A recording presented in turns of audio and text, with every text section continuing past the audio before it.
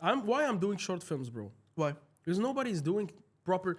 No, there is people who are doing short films, but I'm telling you, they're doing them for the festivals, for the money to get like a fund. I want to do it to create a community, to create a culture. We did 2 short films. I didn't post any yet. I'm gonna post in March. The ones you showed me, the real estate ones. The one I showed you. And last year we shot one. It's edited, and we're gonna shoot a new one this month. And I'm planning to make 1 short film per month, just to create this community, start like the ball rolling. What's the short film that you're gonna create? That you're thinking It's about it's called Paper Money. Paper Money. What does that mean? Tell me a So bit it's about it. so I go with the synopsis. It's about 3 When your short film, you put it out and it starts doing well, we'll show them the clips that you talked about it. Go we will ahead. react. Yeah? Tell me. So it's about 3 friends. They're walking in the street and they find a bag full of money. That's the beginning of the end of their friendship. It's a 6 minutes short film, but there is a lot of plot twists in it. A lot of plot twists. Why do you like, what do you think got you into film and being so passionate about this kind of stuff? Bro, I remember the first TV when I was like 4 years, 5 years old. I still remember the texture of the TV, the buttons, the sound. You're talking as if you're a grandpa, bro. Yeah, no, but like, Bro, the way the button was on and off. yeah, it wasn't like, it was not like a smart TV. It was like old. Yeah. I remember even the sound of the buttons when you click on them. I can hear it now. And I remember I used to love movies, man. Man, when I have... What's your favorite movie? That's a very hard question to ask someone who's into movies, but... What's your favorite? My favorite movie is going to be odd if I'm going to tell you the name of the movie, because it's not really like mainstream. But I'll have an answer for... I'll give you an answer for it. My mainstream favorite movie is Interstellar, because I'm obsessed with time and everything. Yeah. My favorite movie per se, it's a movie called The Butterfly Effect, starred by Ashton Kutcher. Go on. I like also Glengarry Glen, Boiler Room. I like sales movies. I like Ocean's 11, Focus. I like Mind Games and con artist movies. I love them. But yeah, my favorite movie of all time, yeah, I think Interstellar for some reason, because I'm obsessed with time. I mean, yesterday I watched 4 movies in a row. I had a burnout. I worked 4 days nonstop for 12 hours every day. And then I had a burnout around 7 p.m. I watched 4 movies till like 3 p.m. a.m. 4 movies? 4 movies to like re-energize. Like I literally, when I watch a movie, it's like I had like a good nap with like, I don't know. It's like you gave me like 50,000 dirhams. You go into this creativity. I just go somewhere it's inspiring. else. I get sucked into, if the movie is like what I did yesterday. I watched The Menu, and like there is themes I follow. Like when I like a movie from a certain theme, I end up watching 4 or 5 from the same theme. I watch The Menu, and then I watched The Island. What's The Menu? Village. Is it the about menu, like a restaurant? No, menu The food Menu or like something? is like a psycho chef. He he have like this island. There's a restaurant, and I like top tier notch for like you have to book 1 year advance. They have this type of restaurant, and he do a final show where in the end he will kill everybody in the. They bring them into an island and they serve food. Yeah. Like there is like so many dishes made like Where meticulously. Where did it come out? At Disney Plus. Disney Plus. Yeah. You have Disney Plus subscription? Yeah. Damn, you're a movie guy. I'm a movie guy. All of them, So man. I watched the Menu, and then I watched after the Menu. What did I watch? Anyway, I watched the Menu, Sixth Sense. Sixth Sense is Bruce Willis. I think I know this one. It's crazy, Yeah, bro. so- It's the best among the ones I watched yesterday. The Village. It's like a village. People they're living in like still the 30s lifestyle, but like in the 21st century. And one girl, she had to go to bring medicine for her husband. She's blind. Anyways, the last 3 weeks starting to become hectic. I launched CHEKD Media. So there is CHEKD Films. There is CHEKD Talks. That's the known one in Dubai. What's checked? Why do you choose checked? Which is on your account. Why CHEKD? CHEKD. So basically, when we were starting the podcast, we were trying to. We did the to-do list. We did some guests that we wanted to contact. We said we are trying to prepare and we will find the name. And then when we start talking to the guests that if they want to be on our podcast, when we finish, we say, okay, this person is checked. This person is checked. This person is checked. This person. That's how the game came And into yeah, fruition? I was like, guys, that's the name. Then we write the whole word is checked as it is with ed at the end. And I said, guys, that's a lot of letters. And I was like, okay, let's delete all the vowels. We keep only one vowel, the E in the middle. Yeah. And this is how CHEKD happened, bro. CHEKD, and now you launched the. But by the end of each episode, we say to the person like if you're on CHEKD or Kash, you've been checked. You've been checked, and then you shoot him after No, that. Or checked. No, not just like check. Just check. Damn, Just like like not tick. cooler. Pak. That would go Rak. viral. That would go viral after just like that, you know. No, then it's gonna be a Joker scene. Oh, Chaos in the city. What else is Bro, new? I love the Joker, by the way. But I don't not like Joker Joker 2. 2. Yeah. It's shit. You actually watched You it? Or fucked no? up Hollywood. It was You bad. actually watched it? Or? I watched 2. Bro, the reactions were so bad. I'm like, I'm not gonna watch it. No, you have to watch. Well, you like musicals? Oh no. Then don't no, watch it. no. For Don't me, music. I used to watch when anybody I was who a kid like was what? High School Musical. Okay, Yeah. did you like 1? Obviously you did. Watch 2 because, for example, everybody was like, "Oh, Matrix 4 is shit," but the people who love Matrix and they went to watch Matrix 4, at least they had a closure. The people who said, "Oh, Gladiator 2 was such a," I'm disappointed. No, It that was- one was. That was good, That yeah. was good, bro. But for some reason, it cannot. It's like you. Can't top the first like, one. yeah, Yeah, like you having a 2 million reel. Like the second reel that will top that one, it might happen after 3 months, 4 months, but not the next one.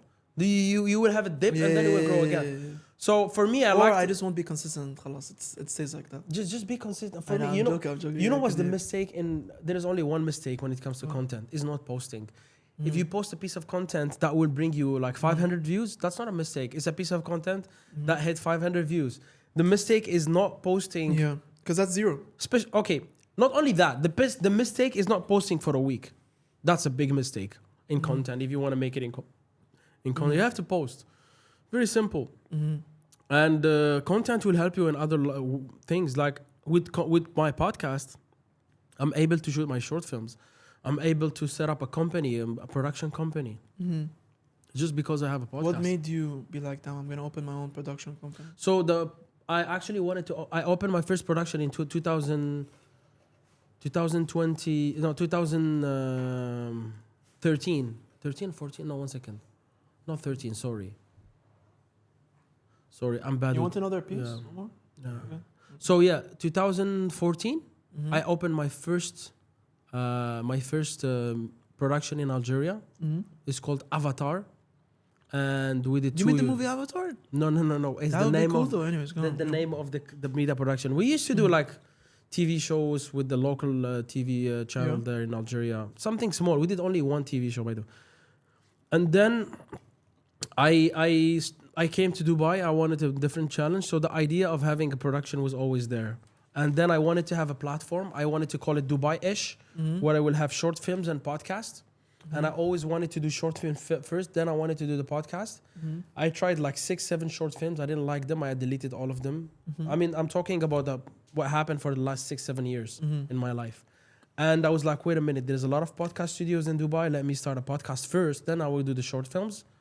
And voila. Trying to do that since 2015. What's the most thing you're proud about from the things you're doing?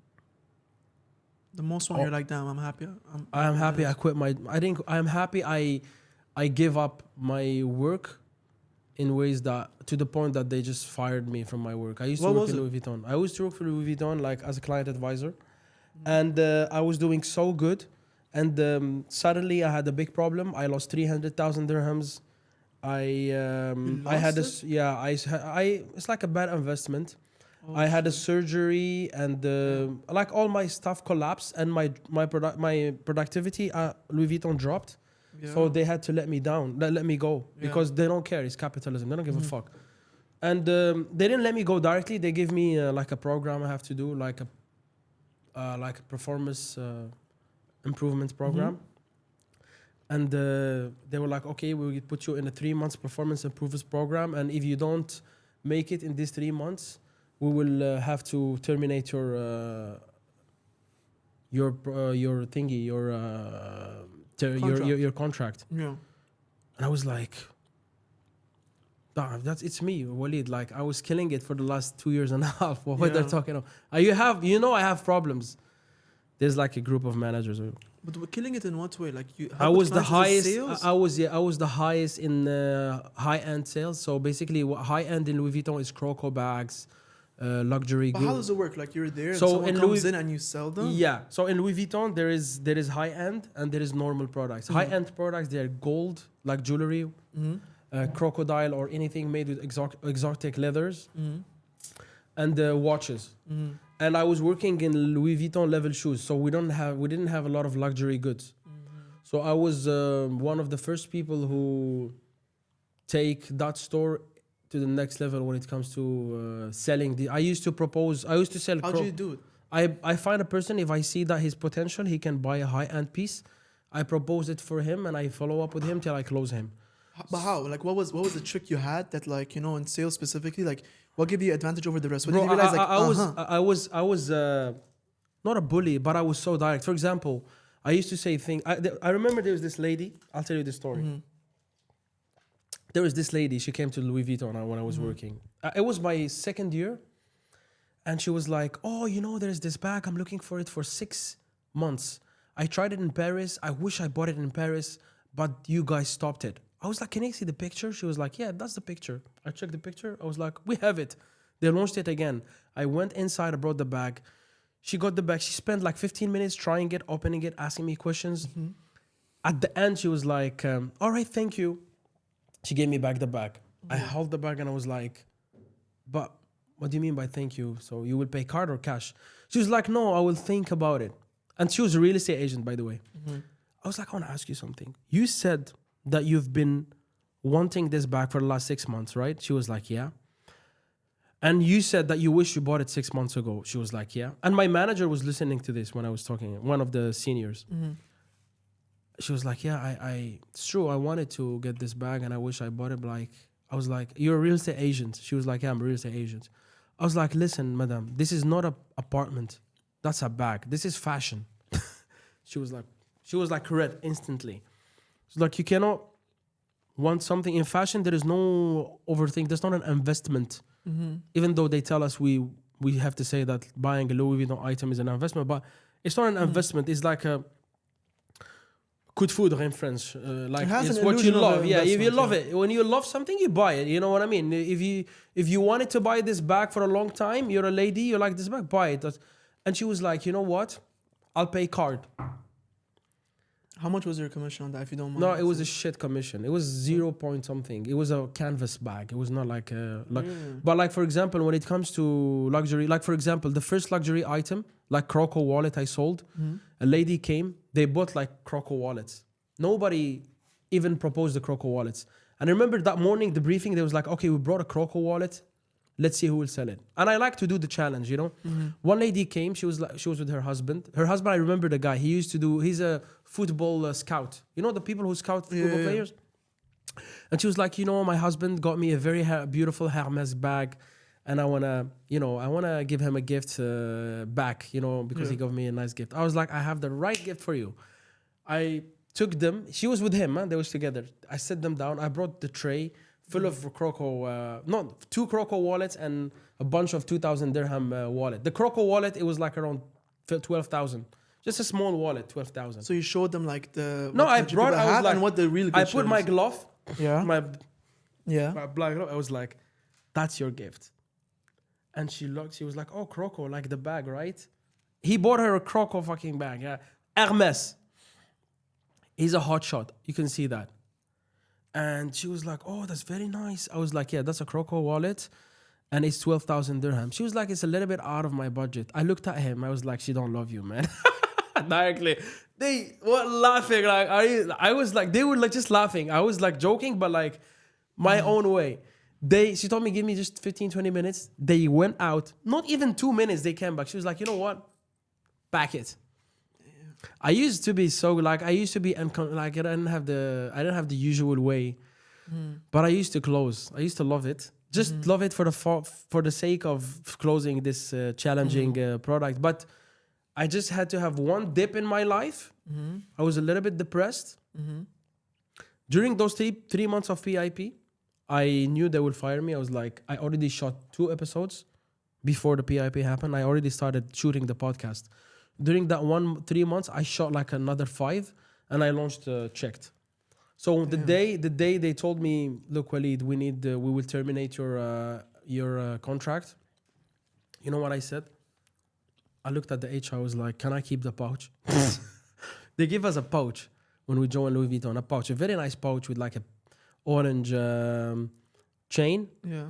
And she told me like, just tell me like, Walid, sorry, we're not gonna renew your contract. Tell me.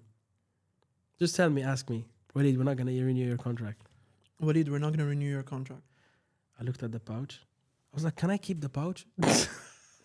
And my line manager, the one she wanted me to leave, she used to hate me. I don't know why. Mm-hmm. She plotted all that shit for me, actually. Yeah. She looked at me, reacting like cold as fuck. And I had to tell them, no, I don't feel good. But inside, I was like, oh, relief. I was planning it. I know during these 3 months, they will not keep me. So I was planning my escape. Mm-hmm. And now I'm happy. It was the best thing that happened to me. Not picking my job. No, you have the time. You were able to pursue your... But now it makes sense you work with a lot of real estate agents. Because you're in sales, you understand a little bit of like how it goes. Why did you yourself never consider going into real estate? Because I don't want to... Look, if you can get the whole pizza shop, why you just want to go get the pizza?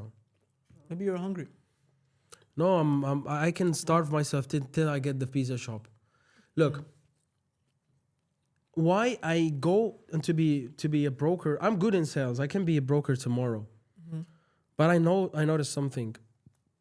I rather get 10,000 dirham per month doing what I love than making $1 million a month doing something I hate. Mm. The only twist in this story is that what I love can get me 10 million a month if I do it properly. Yeah, so what I love, not only that I love it, but it's more beneficial than a quick fix for my life. So that's why. That's how we see it. You know, you talk to a lot of real estate agents. Mm. Which characteristic did you realize in the most successful ones that the rest don't have? Confidence. Yeah, Why? like, look, not even confidence. Like there is a quote I heard once. It really marked me. Never underestimate someone who overestimates himself. You know, when you see someone who overestimates himself and you say, this guy is delusional, don't underestimate that person, because that delusional person, he can make it. Mm-hmm. From 10 delusional people who are overconfident, I think 5 of them, they will make it. You know what I mean? Because that illusion you have in your head, it can happen. Majority of real estate agents, I see that they made it. They're delusional. I can see that they were delusional, and now their delusion become a reality. But so is that like ego, or do you think it's like ego, or do you think it's delusion? It's both. If you have an extra ego, then it's delusion, because whoever you are, look, majority of successful real estate agents, they have this air about them. You know, like even if he make $1 million per year, and he sits with someone who make $100 million, he put himself and he act in such a way as if he's equal to that guy. Mm-hmm. So this is very powerful. If you can do that, it means you can make it. And also, they're workaholics. They are people who are ready to sacrifice life. Are you delusional? Yeah, big time. What makes you delusional? No, I'm not delusional. I'm obsessive. Obsessive? Yeah, I have obsessions, bro. I'm obsessed with my... I don't like. Why are you not delusional?